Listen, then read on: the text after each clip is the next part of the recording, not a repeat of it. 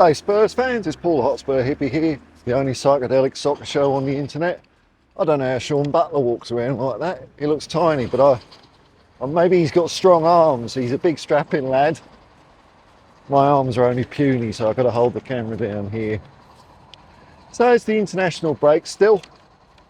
Don't come to this channel if you're expecting the latest breaking news or anything like that, or well-informed opinion. It's just me babbling on, and when there's an international break, boy is it slim pickings, I can tell you that.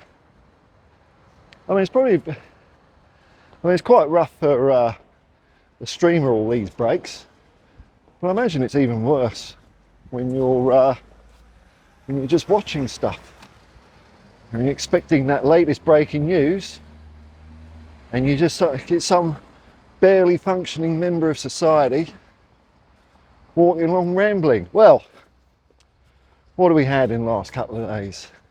Eric Dier. Eric Dier's been making some comments about how much he loves Sporting Lisbon. Bit disappointing that. So in the game against Chelsea, when Eric almost scored that goal, I was ready to wipe the slate clean.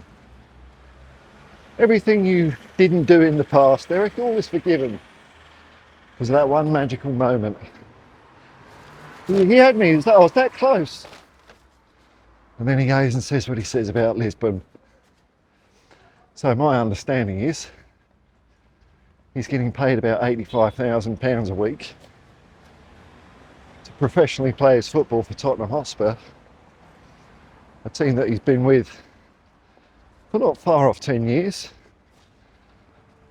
And apparently old Eric only has eyes for Sporting Lisbon. What a shocker, eh? Ah, this is my club. It's always been my club, Lisbon. I spent 12 years here when I was a kid. It's my club. Well, Eric, your contract's coming up soon. Boy, have I got an opportunity for you. Preferably in January. Bugger off out of Tottenham Hotspur. Sorry we inconvenienced you for so long. Sorry we didn't add to your major honours tally. I thought I'd walk along the road or give my mic a bit of a stress test. See what it picks up, see what it doesn't. So thanks for watching, guinea pigs. So, I mean, Eric Dier, to me, that was almost like he's like a negative, an anti-Lucas Moura. So Lucas Moura didn't do an awful lot for Tottenham Hotspur, except all that time ago against Ajax. Gave us a really exciting night in Tottenham's history. Didn't do a lot else after that. But you could see he was kind of a good guy to have around the place. Nice bit of spirit about him. So I think a lot of the fans, well, I was one of them, I suppose, kind of liked the guy for doing that and just being an all-round good egg. Eric Dier, on the other hand, has done nothing for the first 8 or 9 years of his Tottenham career. Almost did something in a league game against Chelsea, and is the biggest wet blanket whiner. He's just a downer, man. Downer. Oh, don't take photos of me, you won't be putting those on the website. I'm just Eric Dier. Well, hopefully one good thing Ange has done is before Ange signed on the dotted line, there was all that speculation about, oh, new contract being negotiated for Eric Dier. Well, that seemed to all disappear come July the 1st, when we got our new gaffer. There's no more talk about that. The only thing we've been hearing about Eric Dier since then is how much he loves Lisbon, how much Jose loves him, or sorry, Jose rather, Jose Mourinho at Roma. I don't know. And I don't know if other people are talking about this. I'm on a bit of a Spurs internet hiatus at the moment. I don't know how long I'll keep it up. Because there's the international break. And we finished off on a loss.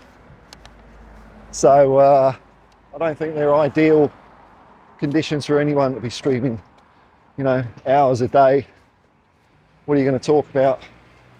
You know, the loss, transfers, which I know it's fair game, I guess, but I saw a bit of negativity, and it's uncalled for. I mean, there's people riding Romero more than Eric Dier, which I really don't understand. There's people claiming to be Ange Postecoglou's biggest supporter, but no, he's made lots of mistakes apparently. Mistakes against Chelsea, going all out. Mistakes against Fulham in the Carabao Cup, swapping 9 players. And although I haven't watched it, I'm sure they're saying mistakes in the game against Wolves for perhaps not playing youth team members or something like that. And, you know, Ange is the man. I might have an opinion about things, but I definitely would defer to his much greater football prowess than me. I mean, God. So even though there are decisions which maybe can't be understood by everyone, he's not just doing things on random pot luck. Oh, I don't know what to do now that Van de Ven's gone. Oh, Romero's out. What do I do? I'll play Eric Dier and Ben Davies, I suppose. Can't think of anything else. I mean, that's seriously the impression people are giving me at the moment. So the exception to that, I'm watching Jacob on United Spurs of America because he keeps it nice and light and stupid and silly. Funny moment this morning where he was bagging the international break. Oh, I hate the international break. International football sucks. By the way, join me tomorrow for a watch-along, Argentina versus Uruguay.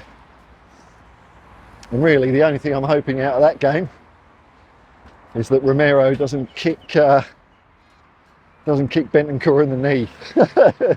Give him a little tickle up. Hopefully they'll be good. But I've said this on my streams as well. I don't think Romero's a loose cannon at all. I think he's actually very measured in what he does. 2 yellows, 1 red this year.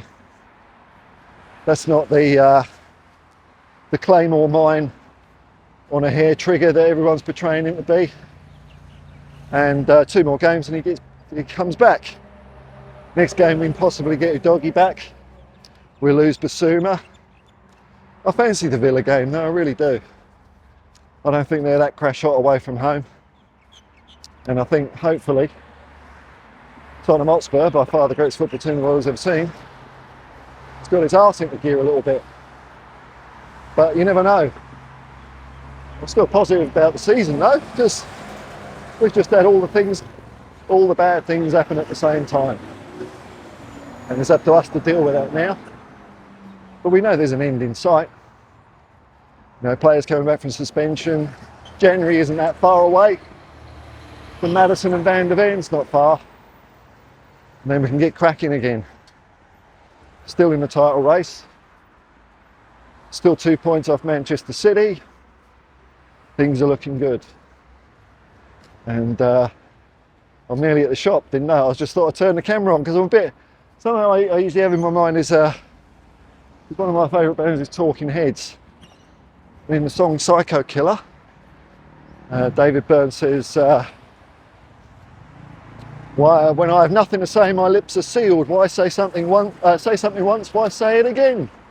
And sometimes I feel like that about repeating myself. But then not everyone watches every damn video, do you? You'd have to be a bit of a nutcase to do that. So especially in the international break, you're going to get a bit of waffle. Oh well, that's life, eh? I hope you're all enjoying yourselves out there. I'm eating some nice food. Nom, nom, nom, nom, nom. Peace and love, man. Peace and love, and come on, you Spurs.